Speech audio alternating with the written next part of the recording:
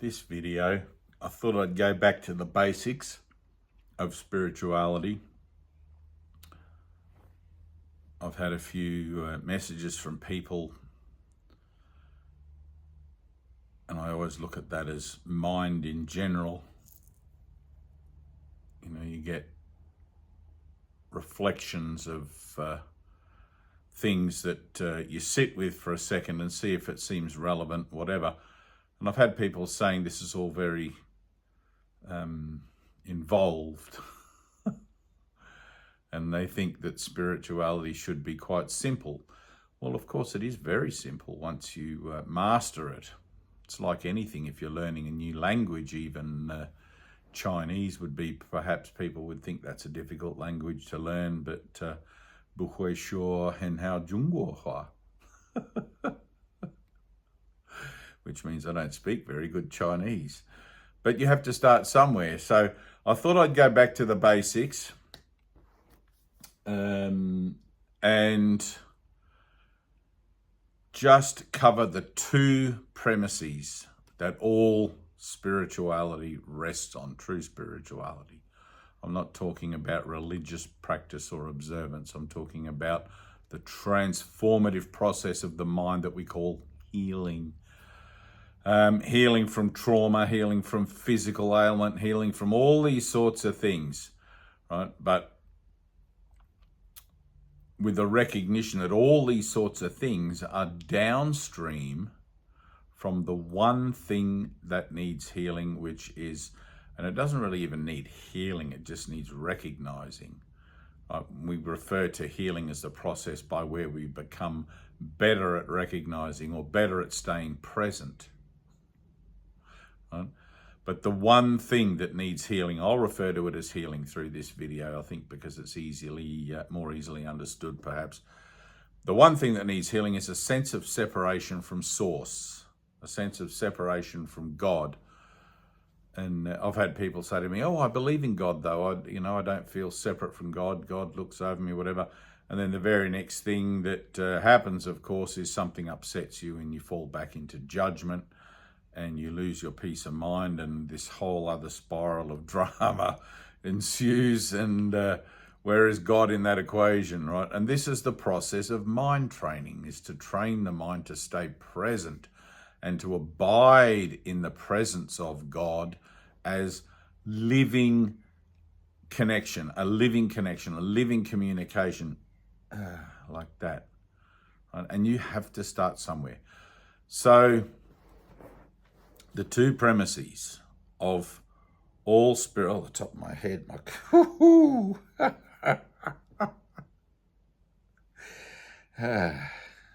very good, thank you. Yep.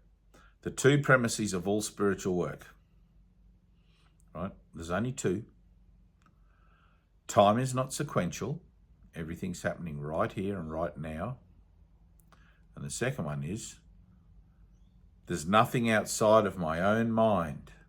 Everything I think I see out there is a projection of my thoughts in a symbolic form that I think I can recognize and I give a meaning to and judge accordingly, and find myself in either the confrontation with a lesson or in the receiving of a blessing, depending upon my presence of mind and my understanding and adherence to the purpose that I have of healing.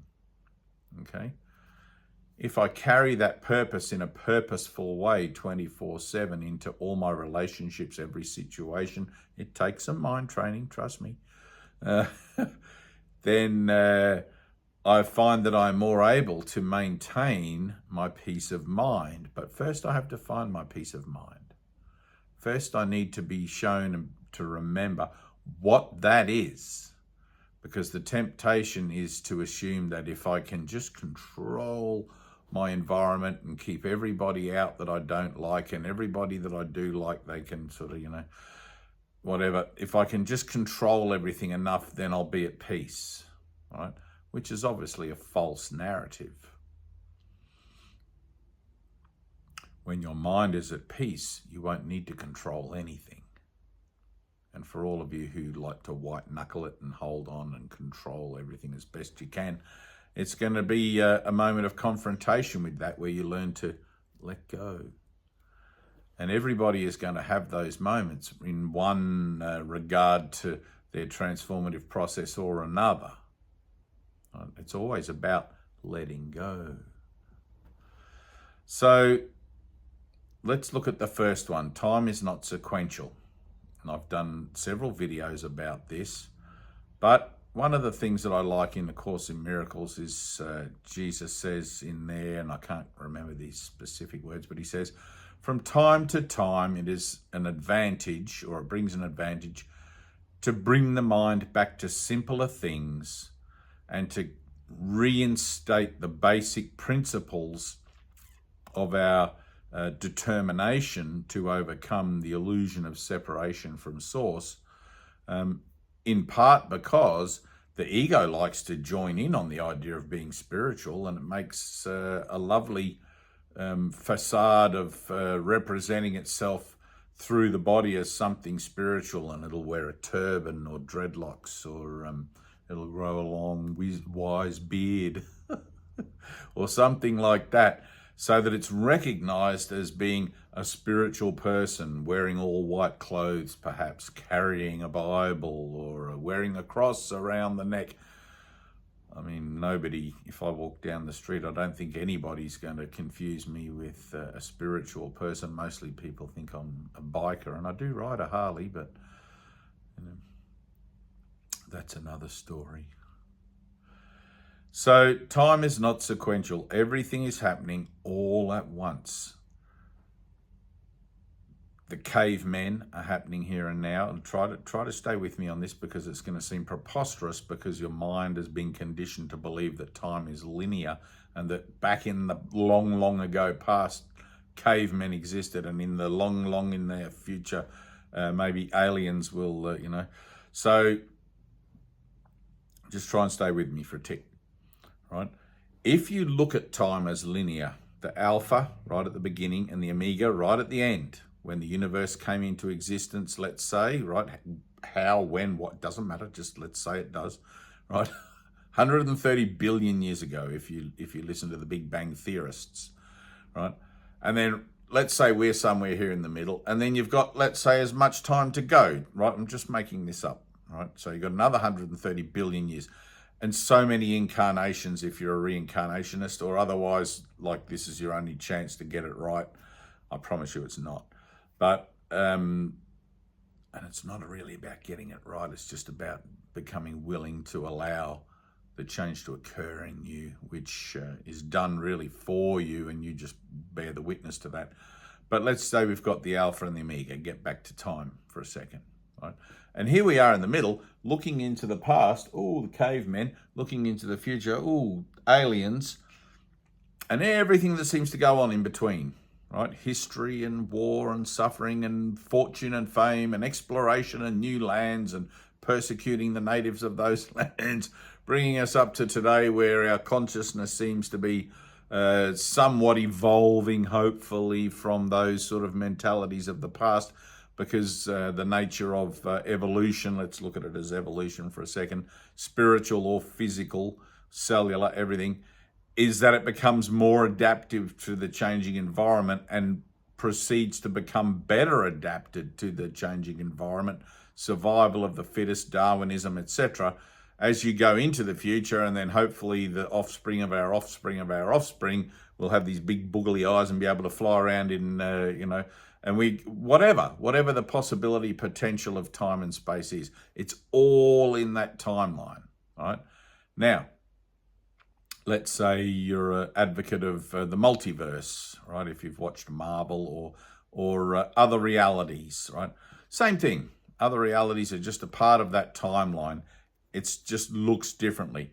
Now, if you could put, let's just stick with our timeline for a second, but if you could put our timeline, right, like this, all on a bridge, right? Imagine you arranged every thing of time all on a bridge, and you looked along and you stood back and looked at the bridge from the alpha at the beginning of the bridge to the end, time bridge there, and you went, wow, look at all that stuff.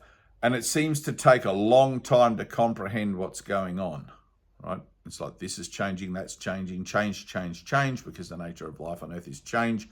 And if you don't go with the flow and continue to change within your own self, like clinging on, trying to not change anything so you have peace, it's going to become awful because everything's going to change and you're going to feel the pressure of that change building up like a dam wall about to burst, and you'll have a midlife crisis or whatever. But you can see it all going up to the future, right?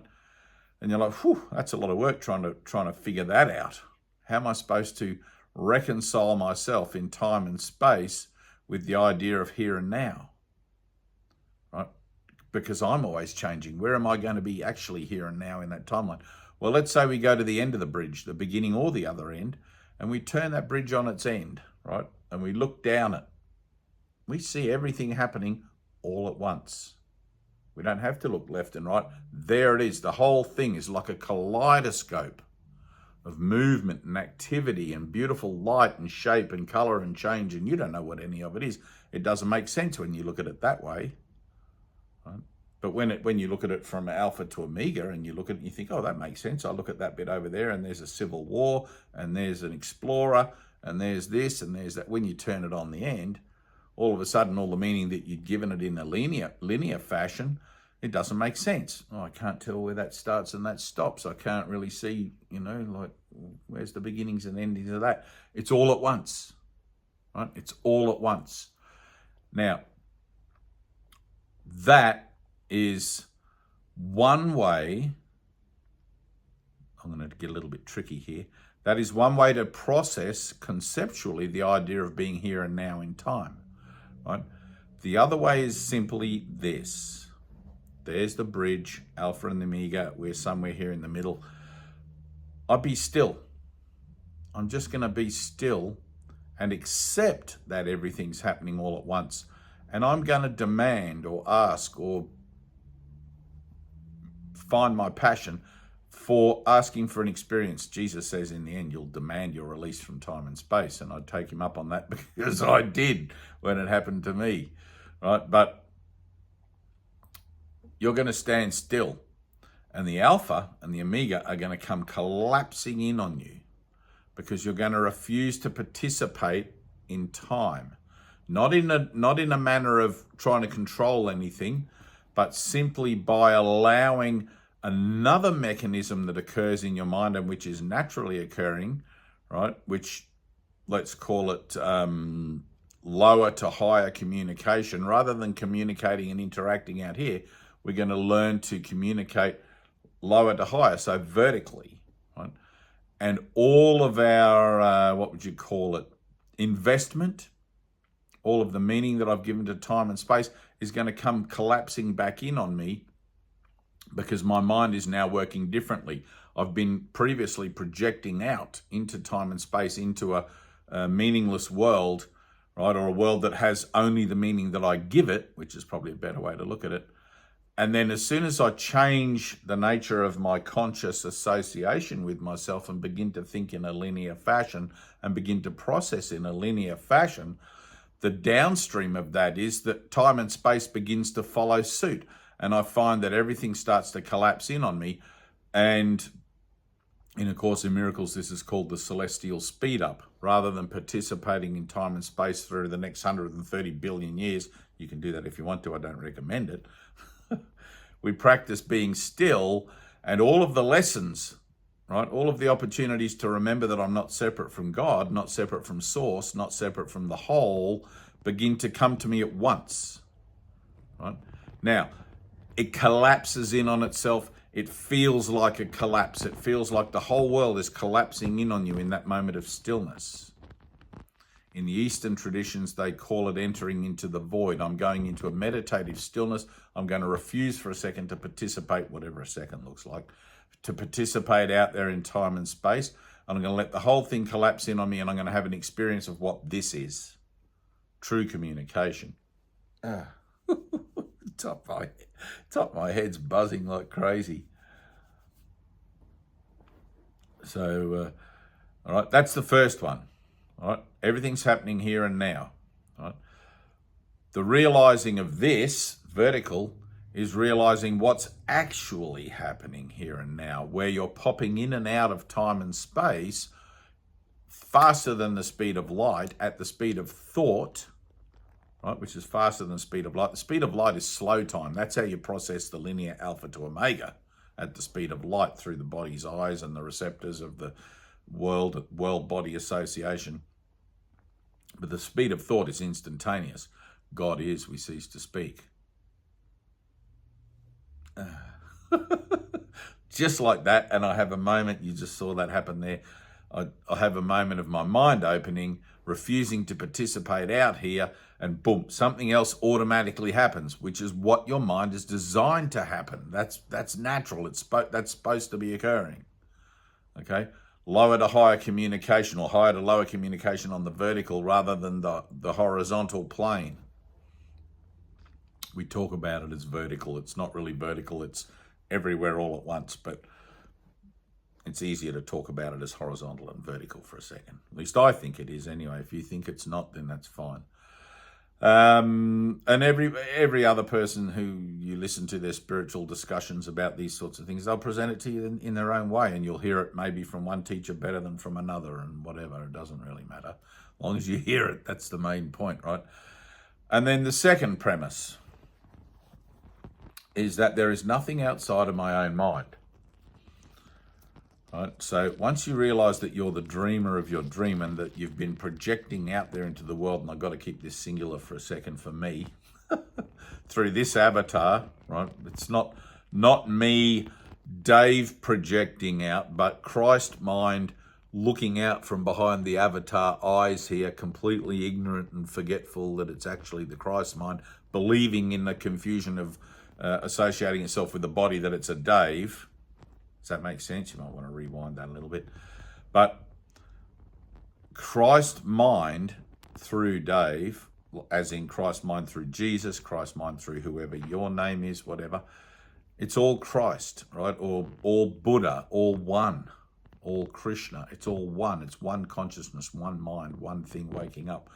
So I am that. Or I am. You could even just shorten it to I. But the nature of there is nothing outside of my own mind is simply a realization that, and you can prove this to yourself very, very simply by making experiments with your interactions in the relationships that you have, applying the principle of forgiveness to see that things change. The realization that I'm not separate from anything. Nothing outside of my own mind. What is outside of me is projected by Christ mind into the dreaming realm, let's say, as part of the dream, that through the individuality of the Dave Avatar Association, lower mind judges to be good, bad, right, wrong, whatever, in the dualistic thought system that's prevalent here when you're first born, not that you're ever really born, into the dream to experience what this is. And you get the results of your own thinking. Now, initially, because it seems to be a me and a you, and there's this over here and that over there, you attempt to locate yourself as what you think you are as this body in time and space compared to other objects, shapes, things that move around, change, come and go, whatever. And you call that your location.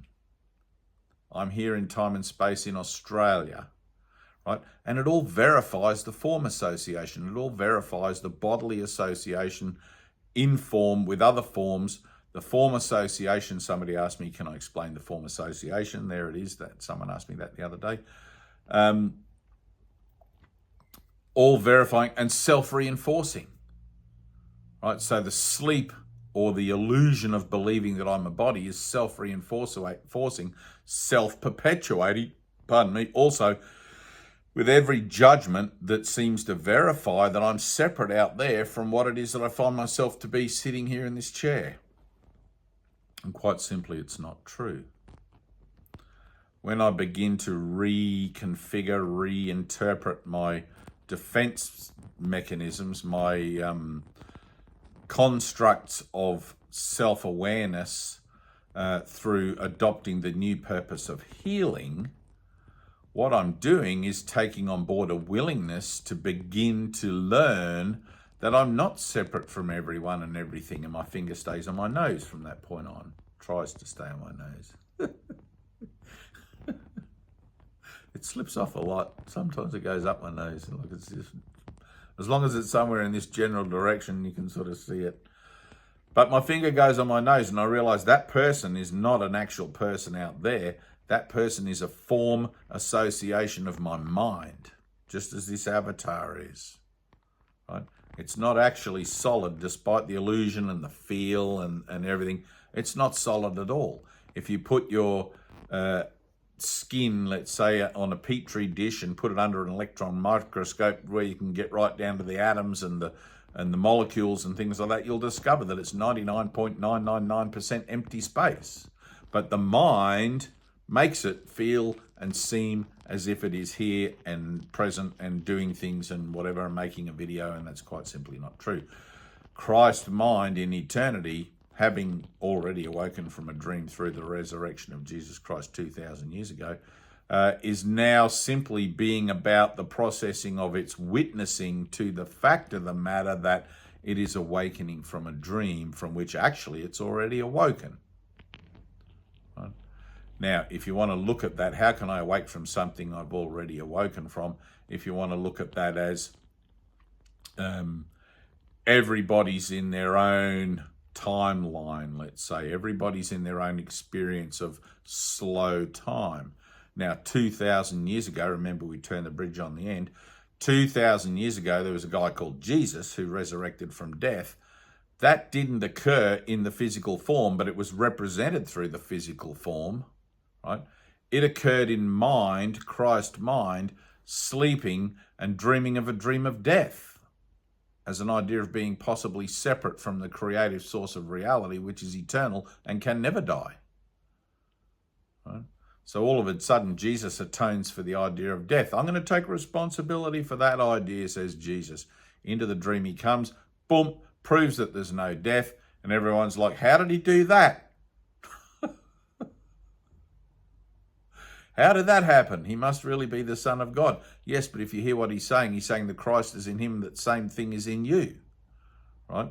All you have to do is begin to reassociate with your Christ mind through beginning to withdraw the meaning you've given to things out there, taking responsibility for them in here as nothing more than the projection of your mind, and you'll begin to see the relationships you have out there change according to the miraculous nature of the communication through prayer that you have with your higher authority, God, the Holy Spirit, whatever you want to call that, Jesus, some non-temporal authority, as it transpires through you for your witnessing to the best ability and the best manifestation that you can actually identify it as being something celestial, holy, and everything else occurring in your own mind.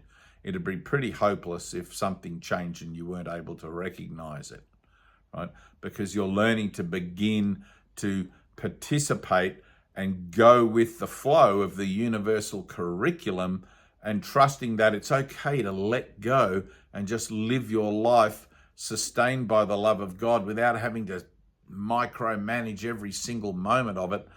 And then that witnessing builds up through actions of faith, and that witnessing becomes stronger and stronger in you to the point wherein it dawns on you completely that you're supported by a higher power, and faith is no longer really required. So, and from that point on, the transition, the bridge between sleeping mind and awake mind is pretty much complete. It's just a matter of then mastery of staying in that awakened state to the point where you become revelation ready, to the point where you become ready to have an experience. Once you begin to be able to master inner peace and master the principles in use with the world, then what happens is your ego, which is always corruptive, your ego can't do anything with that anymore, right? And it begins to look at what you want to do in your mind as a way of reprogramming, let's say, and it's like, oh, I get what you want to do now. You want to forgive. Prior to that, you wanted me to prove to you that separation is real. Now you want to forgive. And everything begins to work for the program, right? I like in the 12-step program, work the program until it works you. It's that simple, right? You're retraining the ego. The ego is not a thing. It's part of your mind. We just call it a thing as if it's something diabolical, separate from you. And for a second, whilst it runs rampant, it is, right? But literally, it is the part of consciousness that you listen to, the see, hear, smell, touch, taste, that you listen to for advice, thinking that it's you working out your own sort of script in time and space, suddenly embarking on a spiritual journey and realizing that's not actually me at all. It's a false me.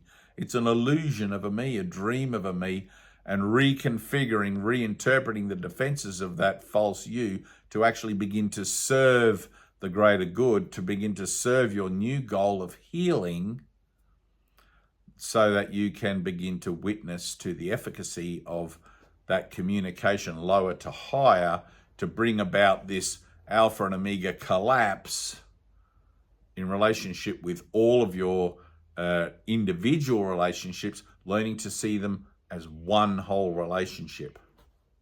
And I hope that makes sense. It's very tricky to talk about this stuff, but somebody has to do it. And I'll just keep doing it until I run out of breath, if that's all right with you. Or until you don't need me to do it anymore, and then you can go off and be about this and help others in your own way with hopefully whatever you've taken on board of this universal curriculum. But I'll be here if you want to come back. And otherwise, there's hundreds of videos on this channel and plenty of other Course in Miracles teachers online. But anyway, that's just a simple one. I just wanted to put that simple one there. All you guys that are like beginning or whatever, and I speak to people that have been doing this course for 20, 30 years, and still struggling to come to terms with it. And the basic bottom line is it's because the goal has not been given total value. You basically have to be done with the world. And I think there's a line in the New Testament where Jesus says, unless you hate the world, you cannot follow me. You've got to really either it wears you down until you just can't stand it anymore and you become suicidal, or you look at it for what it is and see that every avenue you take here ends in death, and what's the point? What else is there on offer? What am I really here to be about? What am I really here to do? And you begin then to participate.